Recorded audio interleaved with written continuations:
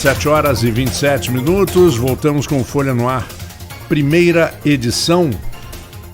Como eu falei, oferecimento Laboratórios Plínio Bacelar, Clínica Proteus, e tenho um prazerzaço de receber aqui no estúdio, bom, Almir, é claro, nem precisa dizer que é um prazer, porque ele já sabe.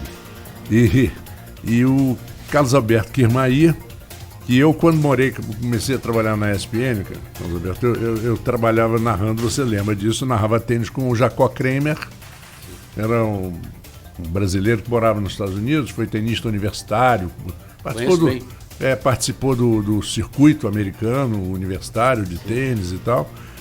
Depois com o Eduardo Scherer, que também participou como tenista no circuito universitário americano, que é muito forte, né? O tênis universitário. Eu também fiz. Você? Eu sei que fiz. E também o Tomás Koch, né? Tomás continua fazendo as transmissões. Tomás continua agora no Sport TV, né? Eu cheguei a fazer não com ele, mas eu fiz com o Dácio. Fizemos o US Open em 2015. Fizemos o US Open, eu fiz alguns jogos, né? Porque a equipe de tênis do Sport TV é fantástica, Eusébio e o Claudinho Shoa. Mas é um prazer revê-lo. Igualmente, obrigado. É um prazer revê-lo, e assunto de esporte é o que não falta, né? E eu vou começar dando logo uma saia justa em você. Kirmair, você que fez parte de uma geração de tênis brasileira muito, muito boa, muito criativa, muito talentosa, que veio desde Maria Esther Bueno, depois Tomás Koch, Edson Mandarino, aí veio a sua geração com Cássio Mota, tanta gente talentosa. O Brasil sempre tinha 2, 3, 4 jogadores entre os 20, 25, 50 melhores em duplas. Você chegou a quinto, se não me engano. Isso. Quinto. E, de repente, vem o Guga, vira primeiro do mundo, conquistou o mundo, era Guga mania, né? Eu tenho a impressão que o Guga, ele é mais fácil ele andar no Brasil, na rua, do que em Paris. Em Paris eu acho que ele não consegue dar 2 passos se alguém não chega nele, não avança nele. E de repente a gente não aproveitou isso. O que você acha que faltou para se tirar partido? É uma coisa nossa, brasileira, ou foi uma coisa específica do tênis? Acho que é uma... Em primeiro lugar, bom dia a todos. Obrigado por estarem ouvindo. E esse momento que o Brasil teve nos anos 70, 80, depois 90, até o Guga aparecer, que foi 97. a estrela máxima do tênis masculino, inclusive da América do Sul. Uhum. Teve o Vilas, que foi, né, que ocupou um espaço muito tempo, mas depois foi o Guga, né? Número 1 do mundo, o Vilas não chegou, chegou a 2. Chegou a 2. E Marcelo Rios foi por um período. Uma semana. O Guga não, o Guga terminou o ano, fechou o ano como número 1 do mundo, se não me engano, em 2000. Isso, ganhando o Master. Lisboa. Mas eu acho que é uma coisa que acontece porque o esporte nunca foi levado de uma forma realmente séria e profissionalizada, né? O esporte em geral, ele é amador. A administração do esporte tem sido amador até pouco tempo. Os dirigentes não eram remunerados oficialmente, né? Eles certamente arrumavam uma forma de se remunerar fazendo negócios paralelos, mas no tênis igual. Uhum. Então não houve um preparo. Olha, nós temos um menino de 13 anos, nós temos um grupo de meninos e meninas e que nós temos que nos preparar porque eles vão ser bons. E depois o que a gente faz? E o legado, né? E não houve. As federações continuam muito desprestigiadas e totalmente amadoras. Seus dirigentes são todos profissionais em outras áreas e e ocupam um tempo livre para ajudar o tênis. O tênis não precisa de ajuda, ele precisa de profissionais que tenham boas ideias e atuem como um dirigente na sua área. E não culpando ninguém, mas culpando o sistema, que ninguém teve coragem. A parte oficial, né, governo, preparo para Jogos Pan-Americanos, para Olimpíadas, ele agora que começou a acontecer em alguns esportes, que existe a iniciativa privada apoiando e patrocinando. Se não fosse, os esportistas eles são tratados como cidadãos de quinta categoria e fazem um sacrifício tremendo. O exemplo da Mauri Maggi, na época que ela foi campeã olímpica, ela teve que renunciar até o convívio com a filha para poder estar em São Paulo treinando. Então, muito amador, muito amador. De uma maneira geral, né? Isso é um reflexo no esporte geral. E claro que alguns esportes que não têm aquela força, por exemplo, que tem o futebol, eles sofrem mais. Não, mas o futebol é muito amador também no Brasil. E um outro dado, que os outros países que estão competindo com a gente, né, onde são os nossos 4 top 50 ou 100, 80, o que for, que a gente sempre teve. Os outros países estão produzindo, os outros países estão patrocinando, os outros países têm equipes oficiais das federações. As federações têm patrocinadores oficiais que unem forças, né, parcerias para apoiar o esporte e ter benefícios também, né, porque não é de graça também, né? Então, os outros países eles não pararam e nós estacionamos. O Guga apareceu, que bacana, tal, e ficou por ali. E os outros países, né, você pega os que têm Grand Slam,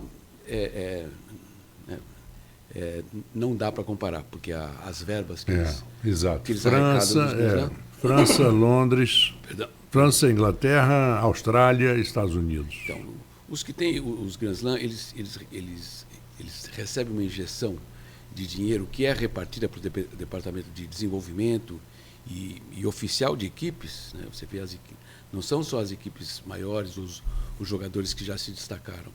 Tem todo o berço, né? Tem toda o preparo dos técnicos, né?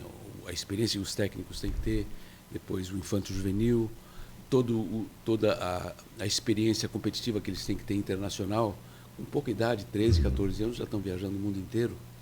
E o Brasil, os que se destacam, os pais que têm dinheiro, começam a entrar no sonho de ter o seu filho, sua filha se destacando e começam a gastar dinheiro. E é um buraco sem fundo, não tem limite. E começam a gastar um dinheiro, até ter até muitas vezes o dinheiro que não tem. Não, o dinheiro que não tem e o dinheiro que não tem retorno quando é mal aplicado, né? Não tem retorno nenhum.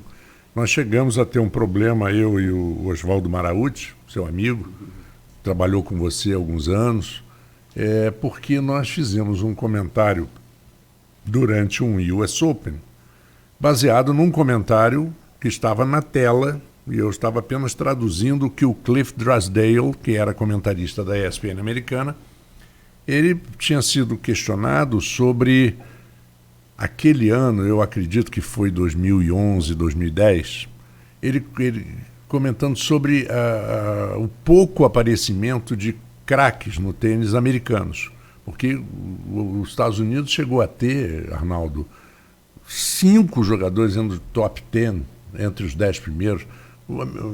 Era André Agassi, era Sampras, era Todd Martin, que era um sacador, que era um jogador impressionante, habilidoso para o tamanho que tem. Tinha Michael Chang. Nossa Senhora, era uma coisa. Um exército e depois um exército de jogadores. Jimmy Arias um pouco antes, um baixinho, mas, meu Deus, chegou a número 3 ou 4 do mundo. Crickstein. Courier. Jim Courier. E craques no saibro, craques na quadradura. E o Cliff Drysdale disse o seguinte, que as grandes academias americanas, e ele incluía principalmente a de Bollettieri, ele citava de Bollettieri, ele falou o seguinte, passaram a se preocupar mais com o marketing do que com o conteúdo efetivo. Então você entrava na Academia Bollettieri, nas primeiras quadras estava Maria Sharapova treinando, estava o Tommy Haas treinando numa outra quadra e tal.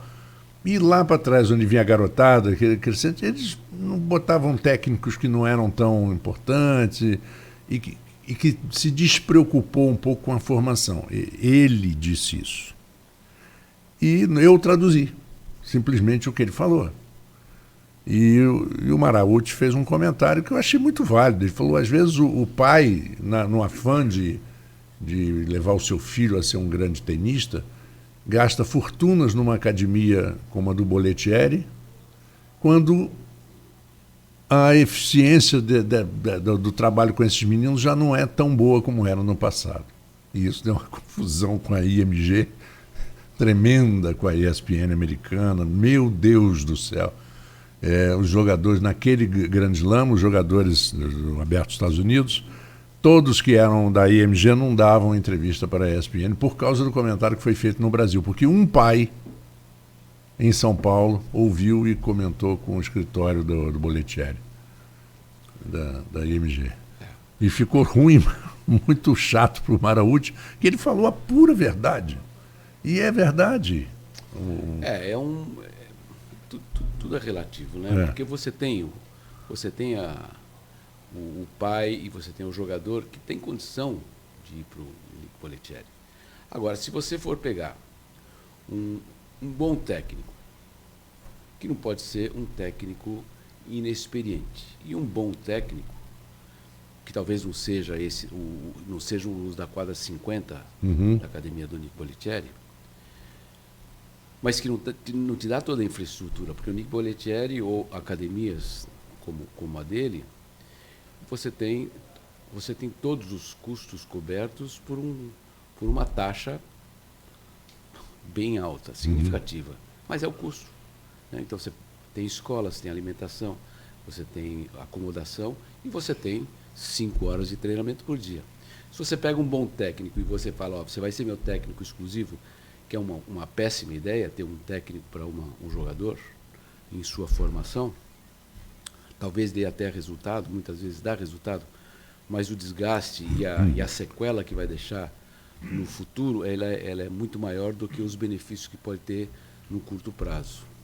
Então, os valores eles são muito parecidos, né? O que um jogador pode investir numa academia ou num grande técnico que vai acompanhá-lo o tempo todo. Então, o custo e o custo de viagens, o custo da manutenção, de equipamento, né? Tudo isso é muito caro. E patrocinadores, principalmente aqui no Brasil, de equipamentos, é muito difícil, porque o equipamento ele só né? O jogador só é patrocinado se ele tem resultados. Se ele tiver resultado, ele vai dar um retorno, né, de pessoas o verem e quererem comprar ou ter o mesmo equipamento. Isso não acontece no infanto juvenil. Não, a gente que acompanha esporte, meio que no Brasil, o futebol, a gente já colocou aqui, é sempre o esporte que sempre está em destaque, a parte das chuteiras, e você mesmo colocou que outras modalidades, até mesmo olímpicas, com bons resultados recentes, só agora começa a ter algum tipo de incentivo. Como vocês também já colocaram aqui, o Guga foi o auge da popularização do tênis, pelo menos para a minha geração. Eu que sou de 89, então não vi muita coisa para trás. Vou lembrar de tênis, o primeiro nome que vem à minha cabeça, com 30 anos, é o do Guga. Só que o tênis faltou aproveitar, na sua opinião, faltou aproveitar esse momento de popularização para difundir mais o esporte no Brasil?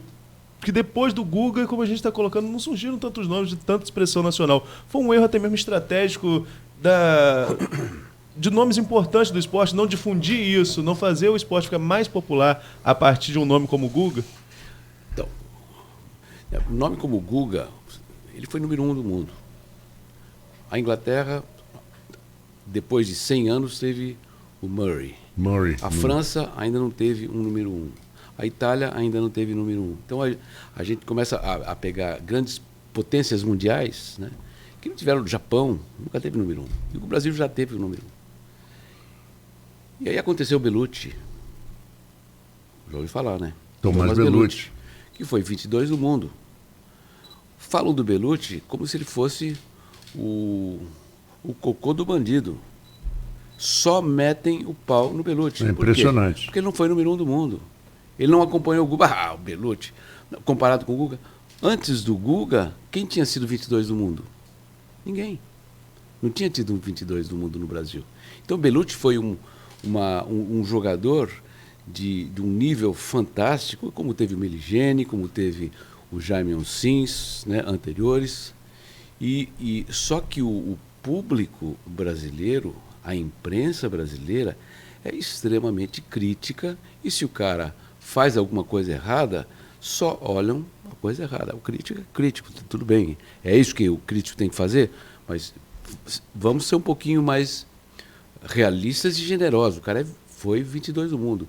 E as coisas que falam dele, ou que falaram dele, são as piores possíveis. E, não, mas ele não é carismático. Eu acho que vai ser difícil ter um outro esportista no Brasil tão carismático quanto o Guga. Pobre tênis.